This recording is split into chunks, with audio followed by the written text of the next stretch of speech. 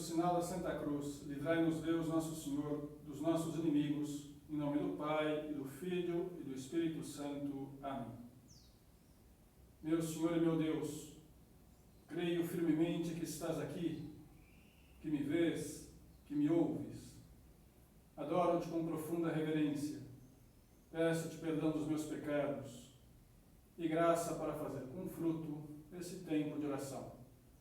Minha Mãe Imaculada, São José, meu Pai e Senhor, meu anjo da guarda, intercedei por mim.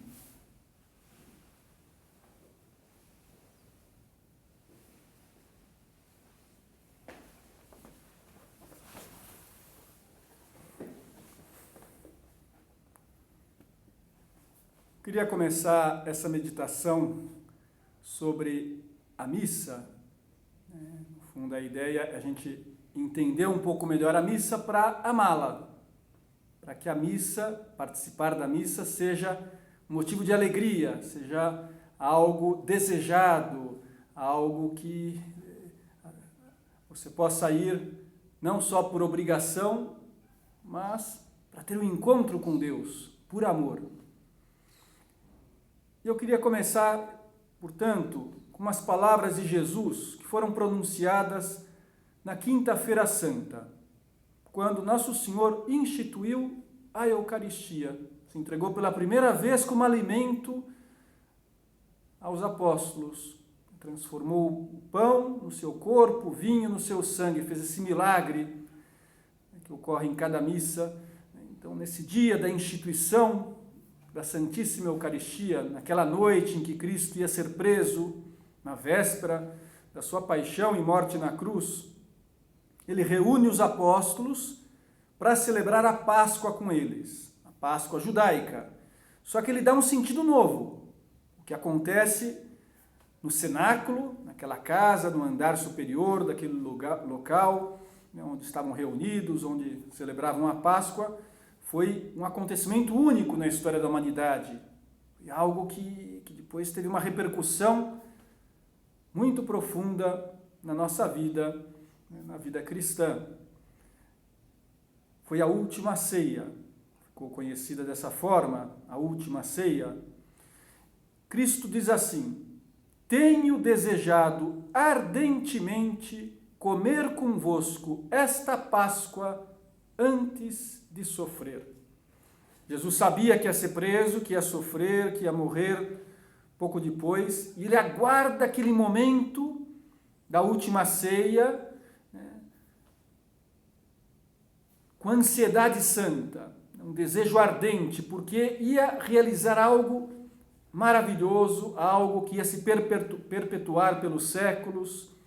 Então Cristo espera esse momento com carinho, com muito amor, porque ia se dar como alimento, ia realizar esse milagre tão grande. Não era uma ceia normal, era um momento solene em que Jesus nos ia alimentar espiritualmente com a sua própria vida, adiantando aquilo que no dia seguinte faria, morrendo na cruz, dando a vida para nos salvar.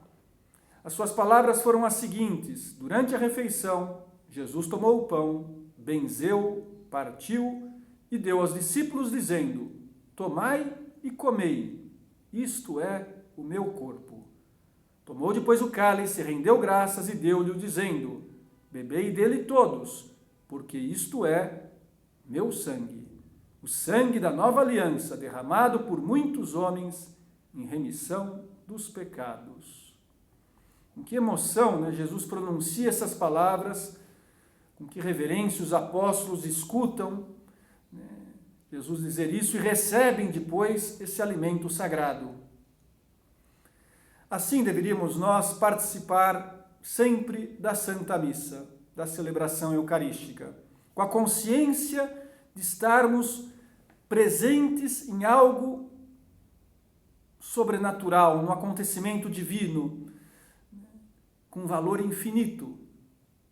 Porque a missa torna presente sobre o altar, aqui, hoje cedo, eu celebrei a Santa Missa como padre e se atualizou, se fez presente o sacrifício do Calvário. Calvário foi onde Jesus morreu crucificado, pois a missa é isso, é a renovação incruenta do sacrifício do Calvário. A palavra incruenta significa sem dor, sem derramamento de sangue. Sobre o altar, Jesus se entrega por nós, dá a vida por nós, mas já não sofre, já não sente dor como sentiu na cruz, mas é o mesmo sacrifício. Eu às vezes gosto de comparar o que acontece na missa com uma máquina do tempo, que a gente vê nos filmes de ficção, na realidade não existe, mas sim que existe na liturgia da igreja, na hora da missa. Como assim? Veja, quando você vai à igreja para participar da missa, é como se você entrasse nessa máquina do tempo, fosse transportado para 2000 anos atrás, para Jerusalém, estivesse ao pé da cruz, vendo Jesus Cristo, Deus feito homem, que está morrendo para te salvar, para salvar toda a humanidade, derramando o seu sangue para pagar pelos nossos pecados. A missa é isso. Nós não vemos essa paixão, essa morte, essa ressurreição ocorrendo sobre o altar, mas é o que ocorre, é um milagre, só Deus pode fazer isso, e Ele faz. De modo que participar da missa é receber muitas graças, é a oração que mais agrada a Deus e mais nos une a Ele. Fazendo uma comparação, se dissessem para nós que em São Paulo, ou uma cidade próxima, estão distribuindo barras de ouro. E basta você ir lá, talvez entrar numa fila, ficar 15 minutos, e você vai levar para casa umas 3 barras de ouro. E vai ter uma grana boa, vai dar para comprar bastante coisa, tem um valor grande, né? Esse ouro. Seria estranho que nós não fôssemos lá, não porque somos materialistas, mas também, né, dinheiro assim gratuito e sempre a dívida, sempre, né, a coisas para comprar, o fato que nos ajudaria e faríamos esse esforço, né, porque né, é muito fácil ganhar esse dinheiro. Se não fôssemos, seria até estranho, né? Poxa, mas estou com preguiça, não vou até a esquina pegar minhas barras de ouro. Pois olha, Deus se entrega a nós. É muito mais do que uma barra de ouro. Deus se oferece como alimento por nós. Nós podemos estar com Deus na missa, tocar a Deus, comer a Deus, nos alimentar com Ele e nos tornarmos uma mesma coisa com o próprio Deus. E eu, de repente, não vou, por preguiça. É estranho, né? Será que eu entendi o que é a missa? Será que eu entendi que estão distribuindo barras de ouro aqui na esquina? São José Maria diz assim: não revelo nada de novo se digo que alguns cristãos têm uma visão muito pobre da Santa Missa, que muitos a encaram como um mero rito exterior, quando não como um convencionalismo social. É que os nossos corações tão mesquinhos são capazes de acompanhar rotineiramente a maior doação de Deus aos homens. Talvez agora no nosso coração podemos pedir perdão a Deus pela ingratidão na nossa vida, pelas vezes que não fomos ao seu encontro, que não valorizamos a sua entrega, que não participamos da Santa Missa. E para que isso não volte a acontecer, eu queria nessa meditação recordar as partes da missa, falar um pouquinho sobre como viver a missa, para que possamos aproveitar melhor esse encontro com Deus, para que realmente nos renove, nos transforme. Percebamos que é um presente que Deus nos dá. A igreja sempre nos diz que faltar à missa de domingo é um pecado grave. Um pecado mortal, isso é, nós perdemos a amizade com Deus. Eu preciso se confessar, se eu falto à missa sem motivo, eu preciso me reconciliar com Deus antes de comungar. Porque não cumpri um dever grave que eu tenho. Mas insisto, a ideia não é só ver como um dever, mas como uma necessidade. Não é ir só por obrigação, mas por amor. Mas não é razoável, né? Se a gente pensar bem, poxa, com que facilidade as pessoas se desculpam na hora de ir para a igreja. Não tenho tempo, não gosto, não estou afim. Tem desculpas mais elaboradas. Eu tenho uma tia freira, amanhã eu tenho prova, eu fui viajar no final de semana, não deu para ir até a igreja, teve festa, churrasco, e assim a gente vai justificando essas faltas, vamos, né, achando que, tudo bem, né, então não deu para ir. Será que não deu? Ou faltou amor, faltou fé? O problema é que eu não entendo o que é a missa, porque se eu entendesse, eu iria. Quando eu estava em Roma, me contaram uma história que me impressionou bastante. É a seguinte: tinha um padre que morava lá numa cidade, numa região montanhosa, no Abruzzo italiano, junto com a sua mãe.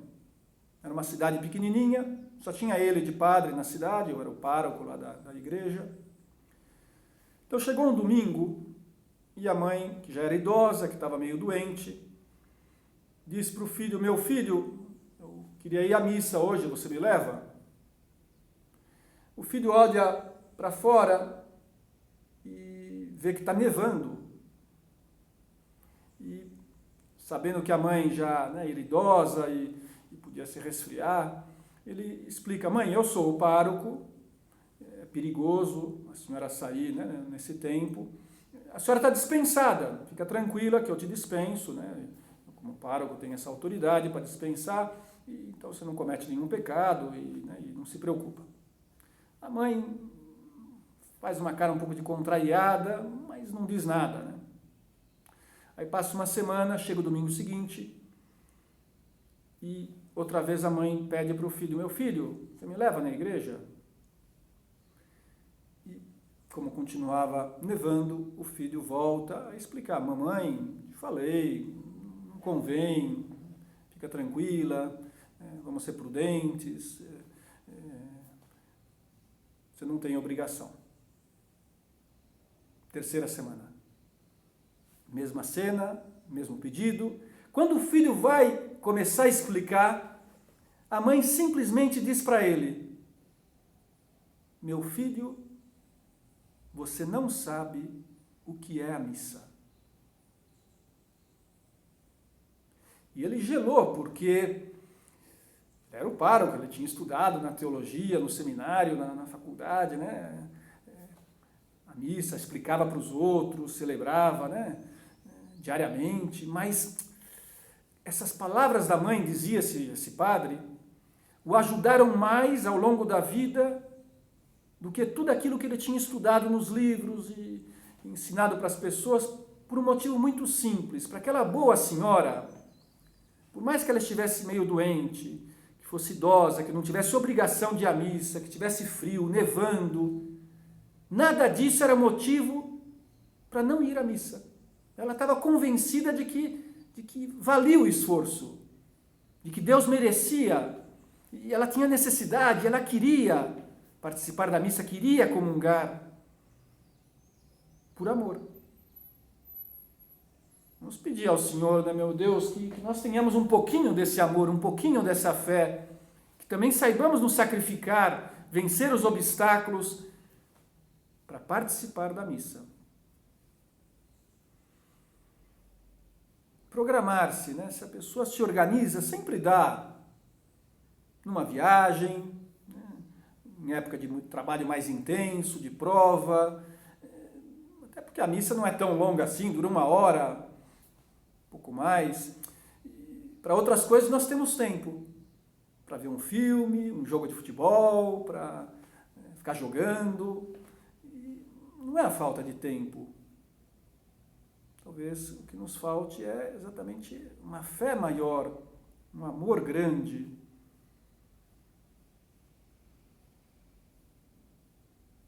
São José Maria escreveu no número 529 de Caminho: a missa é cumprida, dizes, e eu acrescento, porque o teu amor é curto.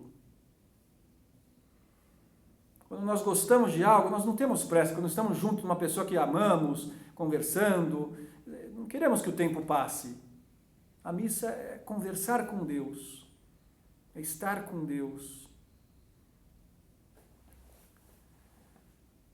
Então, fazer o esforço necessário, né? Organizar-se, podemos ir no sábado à tarde, né? Para cumprir o preceito dominical, porque a igreja facilita, né? Já com a liturgia do domingo, dia da ressurreição de Cristo, no sábado, a partir da hora do almoço, para que também uma pessoa que trabalhe domingo, que tenha uma dificuldade especial, que também possa, né? Participar da missa dominical.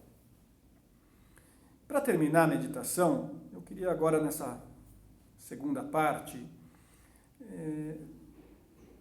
ajudar a gente a pensar, né, qual deve ser a nossa atitude durante a missa. O que eu faço na missa? Tem gente que fica lá, sei lá, como um saco de batata, meio, né, sem saber o que fazer, né, olhando para o relógio, vendo, né, o tempo passar e meio distraído, porque no fundo não sabe o que se faz na missa. Tudo bem, o padre está rezando lá, né, tem que seguir o rito, mas e vocês, né, que acompanham, que participam, os fiéis, o povo, né?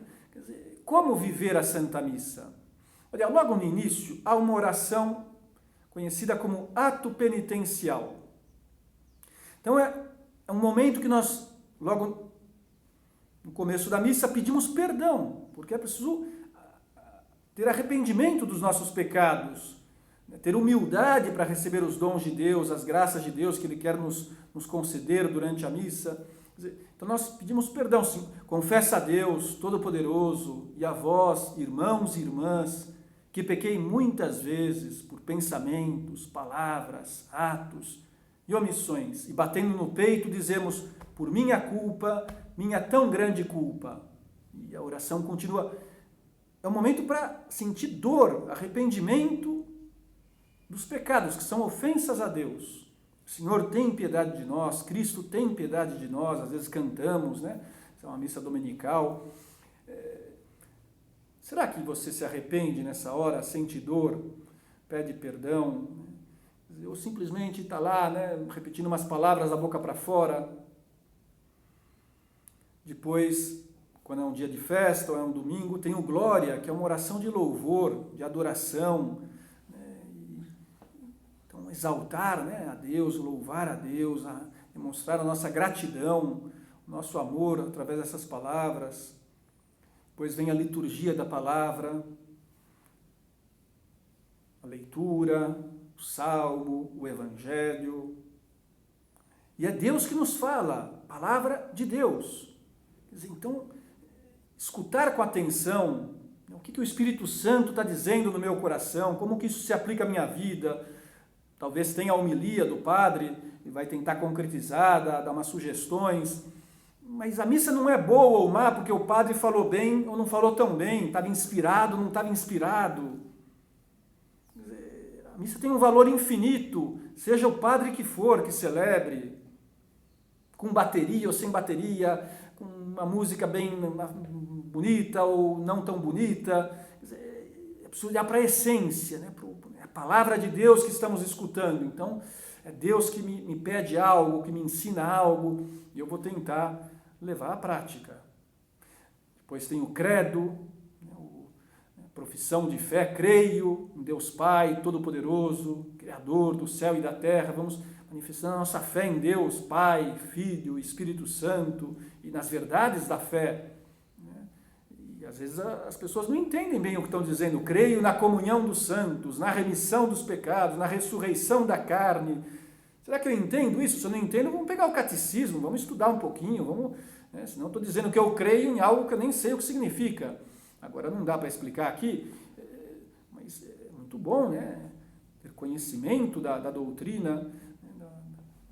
Dos ensinamentos da Igreja, de Cristo, para que possamos realmente viver aquilo mas o fato que professamos a nossa fé, né? Quer dizer, é um momento importante da missa, a missa de domingo. Depois tem a oração dos fiéis, oração da comunidade, onde se rezam por muitas intenções. Também em outros momentos da missa nós pedimos, né, pelo Papa, pelo Bispo, pelos sacerdotes, né, pelos fiéis, por toda a humanidade. Às vezes nas orações dos fiéis se concretiza mais aqueles que estão doentes, aqueles que estão passando por dificuldades, os vivos e os defuntos. Quer dizer, na missa, né, nós colocamos todas as intenções, todas as necessidades dos homens e mulheres, da nossa família, dos nossos amigos, dos nossos parentes, né, todas as pessoas. Quer dizer, então é um momento para pedir com fé, né, porque, né, Jesus prometeu, tudo que pedirdes com fé, recebereis. E a missa é o melhor momento para pedir, porque nós pedimos através de Cristo, do sacrifício de Cristo na cruz, então tem um valor muito grande. Depois chega o ofertório. O ofertório para as criancinhas é até um momento divertido, porque ela fica dando moedinha, vai lá, né? Então ela se mexe um pouco e o pai dá para ela, né, um dinheirinho para ajudar a igreja. Mas não é só a oferta que fazemos.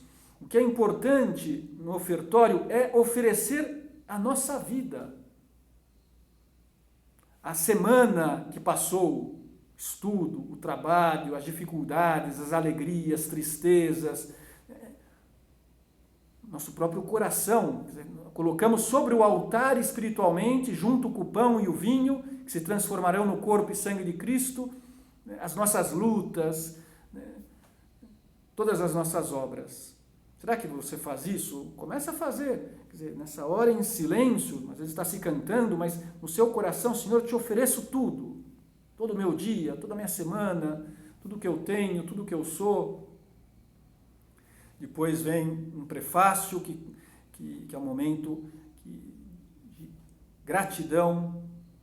O padre diz, o Senhor esteja convosco. E vocês respondem, Ele está no meio de nós, corações ao alto, né? E eleva as mãos para cima, né? Como um símbolo, né? De que os corações devem subir para Deus. O nosso coração está em Deus. Será que está mesmo, né?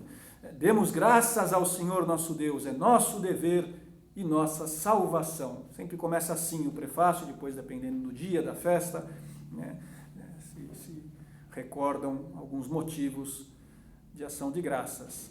Então, também é um momento para agradecer, nós temos que ser agradecidos, Deus nos dá muitas graças, muitos dons, a vida é um dom de Deus, a fé é um dom de Deus, a vocação é um dom de Deus, a família, a saúde, até a cruz é um dom de Deus, porque através da cruz nós crescemos, como víamos na última meditação. De modo que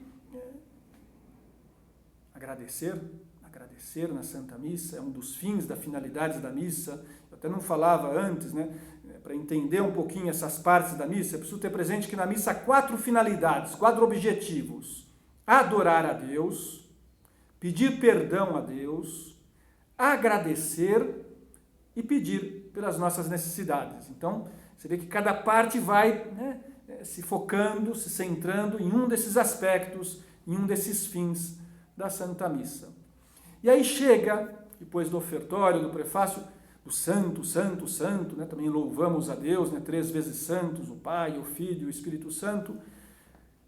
Chega a oração eucarística, que prepara a hora da consagração, que é o momento mais importante da celebração eucarística.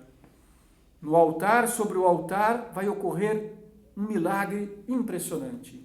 Porque até aquele momento o que havia era pão e vinho. Pão de trigo, vinho de uva. E com as palavras de Cristo, que o sacerdote repete, em nome de Cristo, com o poder que ele recebe na ordenação sacerdotal, dizendo, isto é o meu corpo, este é o cálice do meu sangue. O padre fala em primeira pessoa, porque não sou eu, Padre Alexandre, que não é o meu corpo, o corpo do padre, do sacerdote, é o corpo de Deus, de Cristo. E naquele momento o Espírito Santo age sobre o pão e o vinho e transforma o pão e o vinho no corpo e no sangue de nosso Senhor Jesus Cristo. Nós não vemos, porque continua a ter aparência de pão e vinho, continua a ter gosto de pão e vinho, mas já não há sobre o altar nem pão, nem vinho. Ocorreu a transubstanciação, é a palavra teológica que a igreja utiliza para falar da mudança de substância. Uma transformação da substância. A substância agora é outra, lá está Deus. E por isso o padre eleva a hóstia e depois eleva o cálice com o sangue de Cristo para a adoração dos fiéis. Então é muito bom, quando nós olhamos para a hóstia, quando nós olhamos para o cálice, que nós digamos no coração algumas palavras de carinho. Jesus, eu te amo, Jesus, eu te adoro, Senhor, aumenta a minha fé, minha esperança, minha caridade.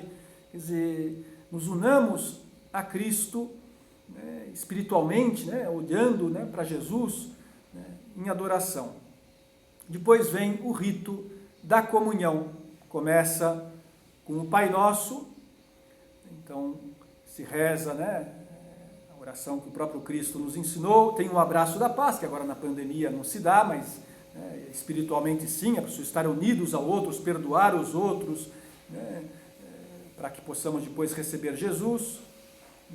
E aí vem o momento da comunhão, que quando estamos preparados, podemos receber Cristo na Santíssima Eucaristia. Agora veja, para comungar, para receber a hóstia sagrada, mesmo Jesus que nasceu em Belém, que morreu na cruz, que está presente na Santíssima Eucaristia, é preciso estar em estado de graça, em estado de amizade com Deus. Então o que significa isso? Se eu tenho um pecado que eu ainda não confessei, um pecado mortal, primeiro eu preciso me reconciliar, eu preciso procurar o padre, pedir perdão, para depois comungar. Senão eu recebo indignamente o corpo de Cristo. É um sacrilégio, é um pecado grave. A igreja nos ensina. Coloco um exemplo. Se a gente vai numa festa de casamento, depois de fazer esportes, suados, sujos, e abraçamos os noivos e damos parabéns para eles, é uma falta de respeito, de consideração, ninguém faz isso. Primeiro eu vou para casa, tomo banho, me troco, me arrumo, para depois abraçar os noivos. Pois o mesmo em relação a Deus. Quer dizer, primeiro eu me purifico na confissão, eu me lavo, eu recebo perdão, e aí sim eu posso receber Jesus no meu coração, posso abraçar a Cristo, beijar a Cristo na hóstia santa. É muito bom, depois da comunhão, ficar uns instantes em silêncio, agradecendo, porque o que nós recebemos é muito grande. Coloco uma historinha que eu ouvi uma vez, e que é bobinha, mas acho que dá para aproveitar. Tinha uma moça que estava passeando perto de um lago, quando de repente aparece um sapo que falava, e se dirige a ela e diz assim: olha, eu sou um engenheiro e fui transformado em sapo por uma bruxa malvada. Se você me beijar, eu me caso com você e seremos felizes para sempre. A moça viu aquilo, ela esfregou os olhos, pensou que estivesse sonhando, mas vendo que era verdade, pega o sapinho, coloca dentro da bolsa, fecha a bolsa e vai para casa. O sapo começa a pular, começa a se mexer e diz para ela: ei, você não vai me beijar? E ela responde: de jeito nenhum. Eu ganho mais dinheiro com um sapo falante do que com um marido engenheiro. Desculpa a comparação meio boba, mas olha, talvez nos ajude a entender a grandeza da Eucaristia. É muito mais do que um sapo falante que nos deixasse ricos, que iríamos na televisão e faríamos shows. E nós estamos recebendo algo muito valioso, o maior dos tesouros. É o que a igreja tem de mais sagrado. E por isso é preciso aproximar-se de Cristo com muita veneração, com muito amor, com muita fé, né? E ter esse desejo de recebê-lo frequentemente. O que podemos dizer para Ele quando temos dentro de nós? O que quisermos. Falar com carinho, com confiança, né? Contar as nossas coisas, agradecer, pedir, adorar, né? Ficar uns minutos em silêncio depois da missa é algo tão bom, né? Para que possamos valorizar o dom recebido. E por isso mesmo, tem pessoas que, depois que entendem a missa, vão sentindo a necessidade de participar com mais frequência da Santa Missa. Não só aos domingos, mas durante a semana. Ainda que não exista obrigação, mas por amor, por fé, né? E podia ser um propósito, né, para cada um de nós. Primeiro, isso de não faltar nenhuma missa dominical, né, de defender, né, reservar esse tempo e, se possível, ir mais vezes durante a semana, né, comungar com frequência, que é o que mais nos santifica, receber esse alimento espiritual. E aí vamos ver que encontraremos forças para vencer a preguiça, o egoísmo, para sermos pacientes, para estarmos alegres, para termos paz. Quer dizer, vem daí, vem de Jesus, da hóstia santa, esse alimento que o Senhor nos deu. Vamos pedir a Nossa Senhora que ela nos ajude a receber sempre Jesus Cristo como ela o recebeu, né, com a mesma pureza, humildade e devoção. É o que nós pedimos à nossa Mãe do Céu.